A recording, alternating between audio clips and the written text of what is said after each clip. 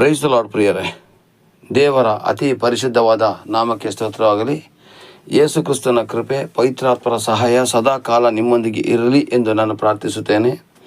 ಪ್ರಿಯರೇ, ಇವತ್ತು ನಾವು ತಿಳಿಯಬೇಕಾದಂಥ ಸಂಗತಿ, ಹೊಸ ಒಡಂಬಡಿಕೆಯನ್ನು ಯೇಸು ಕ್ರಿಸ್ತನು ರಕ್ತದಿಂದ ಸ್ಥಾಪಿತ ಮಾಡಿದ ಮೇಲೆ ಹಳೆ ಒಡಂಬಡಿಕೆ ಅಗತ್ಯತೆ ಇದೆಯಾ ಅಂಥೇಳಿ. ಅದಕ್ಕೆ ನಾನು ಇಂದಿನ ಸಂಚಿಕೆಯಲ್ಲಿ ತಿಳಿಸಿದ್ದೆ ನಿಮಗೆ. ಮೋಶೆಯ ಕೂಡ ವಿಮೋಚನಕಾಂಡ 24ನೇ ಅಧ್ಯಾಯದಲ್ಲಿ ಅಲ್ಲೂ ಕೂಡ ಪ್ರಾಣಿಗಳ ರಕ್ತದಿಂದ ಒಡಂಬಡಿಕೆ ಮಾಡಿ, ಆ ಪ್ರಾಣಿಗಳ ರಕ್ತದ ಒಡಂಬಡಿಕೆಯ ಸೂಚನೆಯೇ ಮುಂದಕ್ಕೆ ಯೇಸು ಕ್ರಿಸ್ತನು ತನ್ನನ್ನೇ ತಾನು ಬಲಿಯಾಗಿ ಕೊಟ್ಟು ತನ್ನ ರಕ್ತದಿಂದ ಒಡಂಬಡಿಕೆ ಮಾಡಿಕೊಳ್ತಾನೆ ಅಂತ ಹೇಳೋದೊಂದು ಸೂಚನೆಯಾಗಿ ದೇವರು ಅಂದೇ ತೋರಿಸಿದರು. ಪ್ರಿಯರೇ, ಹೊಸ ಒಡಂಬಡಿಕೆ ಬಂದ ಮೇಲೆ ಹಳೆಯ ಒಡಂಬಡಿಕೆ ಬೇಕಾಗಿಲ್ಲ ಅಂತ ಹೇಳತಕ್ಕಂಥವ್ರು ತುಂಬ ಜನ ಇದ್ದಾರೆ. ಹಳೆಯ ಒಡಂಬಡಿಕೆಯ ಕೆಲವೊಂದು ನಿಯಮಗಳನ್ನು ಮಾತ್ರ ತೆಗೆದುಕೊಳ್ಳಬೇಕು ಅಂತ ಹೇಳೋರಿದ್ದಾರೆ. ಆದರೆ ನನಗೆ ದೇವರು ತೋರಿಸಿಕೊಟ್ಟಂತಹ ರೀತಿ ಮತ್ತು ತುಂಬ ಜನ ಪಾಸ್ಟರ್ಗಳು ಕೂಡ ಇದನ್ನೇ ಅವಲಂಬಿಸ್ತಿದ್ದಾರೆ.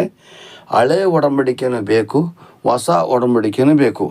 ಹೊಸ ಒಡಂಬಡಿಕೆಗೆ ನೆರಳಾಗಿ ಹಳೆ ಒಡಂಬಡಿಕೆ ಇದೆ. ಹಳೆಯ ಒಡಂಬಡಿಕೆ ನಮಗೆ ಪಾಪದ ಪ್ರಜ್ಞೆಯನ್ನು ಕೊಡ್ತು, ಹೊಸ ಒಡಂಬಡಿಕೆ ನಮಗೆ ಪಾಪದ ಪರಿಹಾರವನ್ನು ಮಾಡ್ತು. ಹಳೆಯ ಒಡಂಬಡಿಕೆ ನಾವು ಯಾವ ರೀತಿಯಾಗಿ ಜೀವಿಸಬೇಕು ಅಂತ ಹೇಳುವಂಥದ್ದನ್ನು ತೋರಿಸಿಕೊಡ್ತು, ಆ ಶಾರೀರಿಕವಾಗಿ ಜೀವಿಸೋದರ ಬಗ್ಗೆ ಹೆಚ್ಚಾಗಿ ಒತ್ತು ಕೊಡ್ತು. ಆದರೆ ಹೊಸ ಒಡಂಬಡಿಕೆ ಆತ್ಮಿಕ ಜೀವಿತದ ಬಗ್ಗೆ ಹೆಚ್ಚಾಗಿ ಒತ್ತು ಕೊಡೋದರ ಮೂಲಕ ದೇವರ ನಾಮವನ್ನು ಮಹಿಮೆಪಡಿಸ್ಕೊಳ್ತಾ ಇದೆ. ಪ್ರಿಯರೇ, ಹಳೆಯ ಒಡಂಬಡಿಕೆಯಲ್ಲಿ ಆದಿಕಾಂಡದಿಂದ ಹಿಡಿದು ಮಲಾಕಿಯವರೆಗೆ ಬಂದರೂ ಕೂಡ ಎಲ್ಲ ಅಧ್ಯಾಯಗಳಲ್ಲೂ ಕೂಡ ಯೇಸು ಕ್ರಿಸ್ತನ ಬಗ್ಗೆ ತಿಳಿಯಪಡಿಸಿದ್ದಾರೆ. ಆ ಒಂದು ಯೇಸು ಕ್ರಿಸ್ತನ ಒಂದು ಸೂಚನೆಯಾಗಿ ಕೆಲವೊಂದು ಸಂಗತಿಗಳನ್ನು ತೋರಿಸುವುದರ ಮೂಲಕ ಅಲ್ಲಿ ಯೇಸು ಕ್ರಿಸ್ತನ ಬಗ್ಗೆ ತಿಳಿಸಿದ್ದಾರೆ. ಅದನ್ನು ಸಾಧ್ಯವಾದರೆ ಮುಂದಿನ ದಿನಗಳಲ್ಲಿ ತಿಳಿಸುವುದಕ್ಕೆ ನಾನು ಕೂಡ ಪ್ರಯತ್ನ ಪಡ್ತೀನಿ. ದೇವರ ಚಿತ್ತವಾದರೆ ನನಗೋಸ್ಕರ ಪ್ರಾರ್ಥನೆ ಮಾಡಿ. ಆದಿಕಾಂಡದಿಂದ ಹಿಡಿದು ಪ್ರಕಟಣೆ ಗ್ರಂಥದವರೆಗೆ ನಾನು ಬೈಬಲ್ ಕ್ಲಾಸ್ನಲ್ಲಿ ಕಲಿತಂಥದ್ದು ಮತ್ತು ಹಿರೀಕರಿಂದ ಕಲಿತಿರ್ತಕ್ಕಂತಹ ವಿಷಯಗಳನ್ನು ನಾನು ನಿಮ್ಮ ಜೊತೆಲಿ ಹಂಚ್ಕೋಬೇಕು ಅಂತ ಇದ್ದೀನಿ. ನನಗೋಸ್ಕರ ಪ್ರಾರ್ಥಿಸಿ, ನನ್ನ ಕುಟುಂಬಕ್ಕೋಸ್ಕರ, ನನ್ನ ಸೇವೆಗೋಸ್ಕರ ಪ್ರಾರ್ಥಿಸಿ. ಪ್ರಿಯರೇ, ಇವತ್ತು ಹಳೆಯ ಒಡಂಬಡಿಕೆ ಬೇಕಾ ಬೇಡ ಅಂತ ಹೇಳೋದಕ್ಕೆ ಯೇಸು ಸ್ವಾಮಿನೇ ಸ್ವತಃ ತನ್ನ ಬಾಯಿಂದ ಏನು ಹೇಳಿದ್ದಾರೆ ಅಂತ ನೋಡೋದೆ. ಅದರ ಪ್ರಿಯರೇ, ಲೂಕ 24ನೇ ಅಧ್ಯಾಯ 44ನೇ ವಾಕ್ಯದಲ್ಲಿ ಅವರು ಏನು ಹೇಳಿದ್ದಾರೆ ಅಂತ ನೋಡಿ. 44-45 ಓದನ. ತರುವಾಯ ಆತನು, ನಾನು ಇನ್ನು ನಿಮ್ಮ ಸಂಗಡ ಇದ್ದಾಗ ಇದನ್ನೆಲ್ಲ ನಿಮಗೆ ತಿಳಿಸಲಿಲ್ಲವೇ? ನನ್ನ ವಿಷಯವಾಗಿ ಮೋಶೆಯ ಧರ್ಮಶಾಸ್ತ್ರದಲ್ಲಿಯೂ ಪ್ರವಾದಿಗಳ ಗ್ರಂಥದಲ್ಲಿಯೂ ಕೀರ್ತನೆಗಳಲ್ಲಿ ಬರೆದಿರುವುದೆಲ್ಲ ನೆರವೇರುವುದು ಅಗತ್ಯವೆಂದು ನಿಮಗೆ ಹೇಳಲಿಲ್ಲವೇ ಅಂದನು. ಆಮೇಲೆ ಆ ಶಾಸ್ತ್ರ ವಚನಗಳನ್ನು ತಿಳಿದುಕೊಳ್ಳುವಂತೆ ಅವರ ಬುದ್ಧಿಯನ್ನು ತೆರೆದು ಅವರಿಗೆ ಕ್ರಿಸ್ತನು ಶ್ರಮೆಪಟ್ಟು 3 ದಿವಸದಲ್ಲಿ ಜೀವಿತನಾಗಿ ಎದ್ದು ಬರುವನೆಂತಲೂ ಪಾಪ ಪರಿಹಾರಕ್ಕೋಸ್ಕರ ದೇವರ ಕಡೆಗೆ ತಿರುಗಿಕೊಳ್ಳಬೇಕೆಂಬ ಮಾತು ಯೆರೂಸಲೇಮು ಮೊದಲುಗೊಂಡು ಸಮಸ್ತ ದೇಶದವರಿಗೆ ಆತನ ಹೆಸರಲ್ಲಿ ಸಾರಲ್ಪಡುವುದೆಂದು ಬರೆದದೆ. ಇವುಗಳ ವಿಷಯದಲ್ಲಿ ನೀವೇ ಸಾಕ್ಷಿ ಹೇಳೋರಾಗಿದ್ದೀರಿ. ಆ 12 ಜನ ಶಿಷ್ಯಂದರಲ್ಲಿ ಒಬ್ಬ ಹೋದ. ಬಾಕಿ ಇರತಕ್ಕಂಥ ಶಿಷ್ಯಂದ್ರಿಗೆ ಹೇಳ್ತಾರೆ, ನೀವೇ ನನ್ನ ಕಣ್ಣಾರೆ ಕಂಡಿದ್ದೀರಾ, ನೀವೇ ನನ್ನ ಜೊತೆ ಓಡಾಡಿದ್ದೀರಾ, ನಿಮಗೆ ಗೊತ್ತಿದೆ ನಾನು ಬರಬೇಕಾದಂಥ ಮೆಸ್ಸಿಯ ಅಂತೇಳಿ. ಇಲ್ಲಿ ನನ್ನ ಬಗ್ಗೆ ನಾನು ನಿಮ್ಮ ಜೊತೆ ಇದ್ದಾಗ ನಾನು ಎಷ್ಟೋ ವಿಷಯಗಳನ್ನ ತಿಳಿಸಿದ್ದೀನಲ್ವಾ?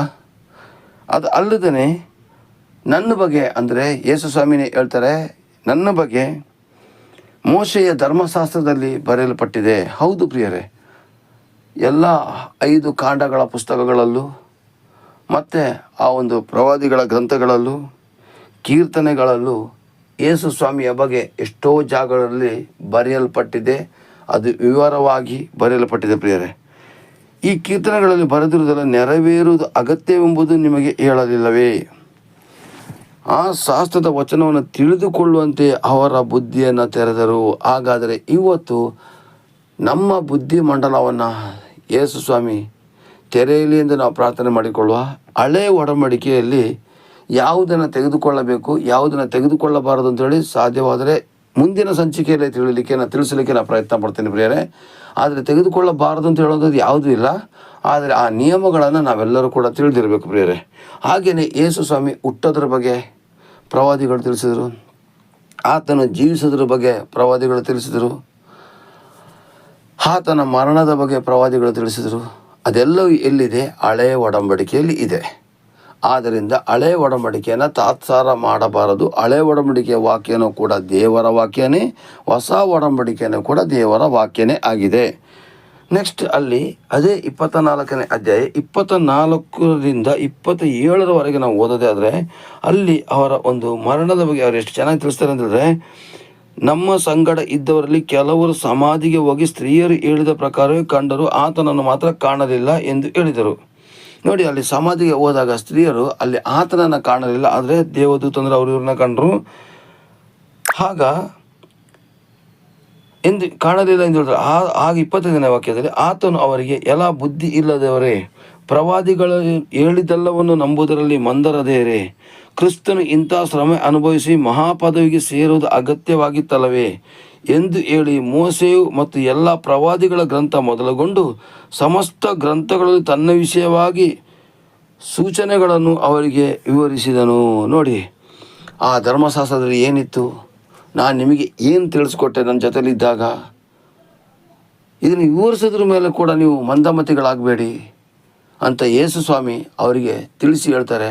ಹಾಗಾದರೆ ಹೊಸ ಒಡಂಬಡಿಕೆಯಲ್ಲಿ ಇರುವಂಥದ್ದು ಪೂರ್ತಿ ಹಳೆ ಒಡಂಬಡಿಕೆಯಿಂದ ಬಂದದ್ದು. ಅದಕ್ಕೆ ಸಾಕ್ಷಿಯಾಗಿ ಪೇತ್ರನು, ಯೂದ ಮತ್ತು ಪೌಲ ಇಂಥವರೆಲ್ಲ ಯಾವ ವಿಷಯವನ್ನು ಆಧಾರ ಮಾಡಿಕೊಂಡು ವಾಕ್ಯವನ್ನು ಬೈಬಲ್ನಲ್ಲಿ ಬರೆದ್ರು ಗೊತ್ತಾ? ಹಳೆ ಒಡಂಬಡಿಕೆಯ ವಾಕ್ಯಗಳನ್ನೇ ಹಿಡಿದುಕೊಂಡು ಅವರು ಹೊಸ ಒಡಂಬಡಿಕೆಯಲ್ಲಿ ಬೋಧಿಸಿದ್ರು ಪ್ರಿಯರೇ. ಆ ಹೊಸ ಒಡಂಬಡಿಕೆ ಯೇಸು ಸ್ವಾಮಿ ತನ್ನ ರಕ್ತದಿಂದ ಮಾಡಿಕೊಂಡ ಒಡಂಬಡಿಕೆ ಆಗಿದ್ರು ಕೂಡ ಶಿಷ್ಯಂದರು ಬೋಧನೆ ಮಾಡಿರ್ತಕ್ಕಂಥದ್ದು ಹಳೆ ಒಡಂಬಡಿಕೆಯ ವಾಕ್ಯಗಳನ್ನು ತೆಗೆದುಕೊಂಡೇ ಅವರು ಬೋಧನೆ ಮಾಡಿದ್ರು. ಅದು ನಾನು ಮುಂದಿನ ದಿನಗಳಲ್ಲಿ ತಿಳಿಸ್ತೀನಿ ಅಂತ ಹೇಳಿದ್ದೀನಿ. ಹಾಗಾದರೆ ನಾವು ಹಳೆಯ ಒಡಂಬಡಿಕೆಯನ್ನು ಯೇಸು ಸ್ವಾಮಿ ಧರ್ಮಶಾಸ್ತ್ರವನ್ನು ಸಂಪೂರ್ಣವಾಗಿ ಪೂರೈಸಿದ್ರು ನಿಜ. ಆದರೆ ಅದರಲ್ಲಿ ಕೆಲವೊಂದು ನಿಯಮಗಳಿದೆ ಪ್ರಿಯರೇ. ಆ ಕೆಲವೊಂದು ನಿಯಮಗಳಲ್ಲಿ ಅಂದರೆ ಈಗ ನಾವೆಲ್ಲ ಹೇಳ್ತೀವಿ ಏನಂತಾರೆ, 603 ನಿಯಮಗಳಿದೆ, 10 ಆಜ್ಞೆಗಳಿದೆ ಅಂತ ಹೇಳ್ತೀವಿ. ಅದು ಧರ್ಮಶಾಸ್ತ್ರ ಅಂದರೆ 5 ಕಾಂಡಗಳಲ್ಲಿ ಮಾತ್ರ. ಆದರೆ ಆದಿಕಾಂಡದಿಂದ ಹಿಡಿದು ಮಲಾಕಿಯ ಗ್ರಂಥದವರೆಗೆ 2713 ನಿಯಮಗಳು ಇದೆ ಅಂಥೇಳಿ ವೇದ ಪಂಡಿತರು ಸ್ಪಷ್ಟವಾಗಿ ತೋರಿಸ್ತಾರೆ ಪ್ರಿಯರೇ. ಈ ನಿಯಮಗಳು ಎಲ್ಲವನ್ನು ನಾವು ಅನುಸರಿಸಬೇಕಾ ಬೇಡವಾ ಅಂತ ಹೇಳೋದ್ರ ಬಗ್ಗೆ ನಾನು ಮುಂದಿನ ಸಂಚಿಕೆಯಲ್ಲಿ ನಿಮಗೆ ತಿಳಿಸ್ತೀನಿ ಪ್ರಿಯರೇ. ದಯವಿಟ್ಟು ಇದನ್ನು ಆಳವಾಗಿ ಪರಿಶೀಲನೆ ಮಾಡೋದಾದರೆ ನಿಮಗೆ ನಾನು ಸಾಧ್ಯವಾದಷ್ಟು ಮತ್ತಾಯದಿಂದ ಹಿಡಿದು ಪ್ರಕಟಣೆ ಗ್ರಂಥದವರೆಗೆ ಸಾಧ್ಯವಾದಷ್ಟು ಕೊಡಲಿಕ್ಕೆ ಪ್ರಯತ್ನ ಪಡ್ತೀನಿ. ಮಧ್ಯದಲ್ಲಿ ಭಾನುವಾರ ಮತ್ತು ಬೇರೆ ಕ್ಲಾಸ್ಗಳಿದ್ದಾಗ ಆ ವಾಕ್ಯಗಳನ್ನು ಕೂಡ ಹಾಕುವಂಥ ಪರಿಸ್ಥಿತಿ ಬಂದಾಗ ಅದನ್ನು ಹಾಕ್ತೀನಿ ಪ್ರಿಯರೇ. ದಯವಿಟ್ಟು ಯಾರು ಮಿಸ್ ಮಾಡ್ದೇ ಇದನ್ನು ನೋಡಿ.